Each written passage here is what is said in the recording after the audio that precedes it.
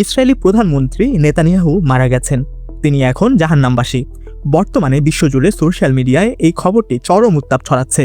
কেউ কেউ বলছেন তিনি মারা গেছেন এবং এর প্রমাণ হিসেবে তার এআই ভিত্তিক ডিপফেক ভিডিও সামনে আনছেন। আবার কারো দাবি তিনি মরেননি, বরং কোমায় আছেন। তারা এই সপক্ষে হাসপাতালের কড়া নিরাপত্তার ভিডিও শেয়ার করছেন। আসল কাহিনী কি?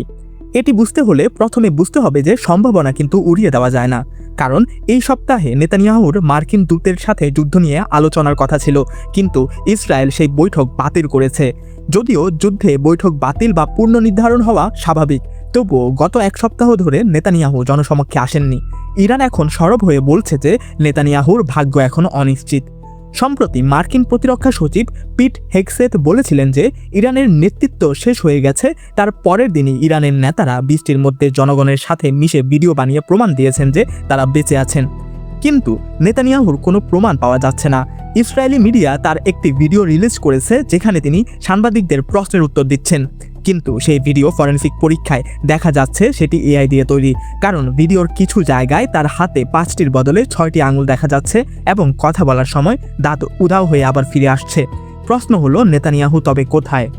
আরেকটি চাঞ্চল্যকর প্রমাণ হলো, মার্কিন সচিব ভ্যাসেন্ট যখন একটি ইন্টারভিউ দিচ্ছিলেন তখন হঠাৎ তাকে জানানো হয় যে ডোনাল্ড ট্রাম্প তাকে সিচুয়েশন রুমে ডাকছেন। কয়েক ঘন্টা পর তিনি যখন ফিরে এলেন তার চেহারা ফ্যাকাশে ছিল এবং তার কথা জড়িয়ে যাচ্ছিল। এরই মধ্যে ইসরায়েলি সরকার নেতানিয়াহু সম্পর্কে একটি টুইট করে যে তার অবস্থা নিয়ে অনেক কথা হচ্ছে এবং আমরাও তার সাথে যোগাযোগ করার চেষ্টা করছি। কিন্তু কয়েক মুহূর্তের মধ্যেই টুইটটি ডিলিট করে দেওয়া হয়। এতে মানুষের সন্দেহ আরও বেড়ে গেছে। কাহিনীটি আসলে কি? এটি শুরু হয়েছে কয়েক দশক আগে, যখন ইসরায়েল ঠিক করলো তারা আমেরিকার মতো মাটির ওপরে নয় বরং মাটির নিচে তাদের পেন্টাগন বানাবে। তেল আভিভের লিওনার্দো দি ভিঞ্চি স্ট্রিটে একটি ভবন আছে যার নাম দি ভিঞ্চি কমপ্লেক্স বা সাইট 81।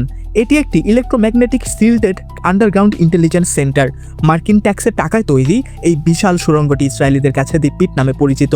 এখান থেকে যুদ্ধের যাবতীয় নির্দেশ দেওয়া হয়। নিউ ইয়র্ক টাইমসের মতে এটি ইসরায়েলের যুদ্ধের নার্ভ সেন্টার। 2025 সালের জুনে ইরান যখন ইসরায়েলে ক্ষেপণাস্ত্র হামলা চালায় তখন তারা দাবি করেছিল যে তারা ইসরায়েলি প্রতিরক্ষা মন্ত্রণালয় বা কিরিয়া এর ওপর হামলা করেছে। ইসরায়েল প্রথমে চুপ থাকলেও পরে স্বীকার করে যে হামলা হয়েছে। এরপর থেকেই গুগল ম্যাপ থেকে ওই রাস্তার ছবি সরিয়ে দেওয়া হয় এবং ঘোষণা করা হয় যে প্রধানমন্ত্রীর আবাসের সংস্কার কাজ চলছে। কিন্তু প্রশ্ন হলো, আপনি সংস্কার করছিলেন নাকি সাইট 81-এর মেরামত করছিলেন? চলতি বছর ইরান দাবি করেছে যে তারা তাদের সেরা ক্ষেপণাস্ত্র খাইবার সেখান দিয়ে এই সাইট 81-এ হামলা করেছে। তাই একটি সম্ভাবনা তৈরি হয় যে নেতানিয়াহুর মতো নীতি নির্ধারকরা হয়তো ওই হামলায় আঘাতপ্রাপ্ত হয়েছেন বা মারা গেছেন। ট্রাম্পের সামনে এখন কি অপশন আছে? নেতানিয়াহু মারা যান বা নিখোঁজ থাকুন, ডোনাল্ড ট্রাম্পের সামনে এখন দুটি পথ খোলা। যুদ্ধে হার স্বীকার করা। যদি আমেরিকা যুদ্ধ বন্ধ করে তবে ইরান বিশাল অঙ্কের ক্ষতিপূরণ চাইবে।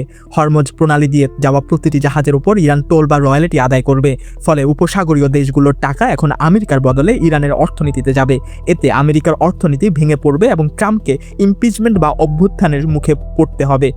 সরাসরি যুদ্ধে নামা। নিজের প্রেসিডেন্সি এবং আমেরিকার অর্থনীতি বাঁচাতে ট্রাম্প সরাসরি সেনা নামাতে পারেন, কারণ বলা হয় দেশের ভেতর বিপ্লব হওয়ার চেয়ে বিদেশে যুদ্ধ করা ভালো। কিন্তু আমেরিকা যদি সরাসরি সেনা নামায়, ইরানের পররাষ্ট্রমন্ত্রী আব্বাস আরাকচি ইতিমধ্যেই বলে দিয়েছেন আমরা তাদের জন্য প্রস্তুত।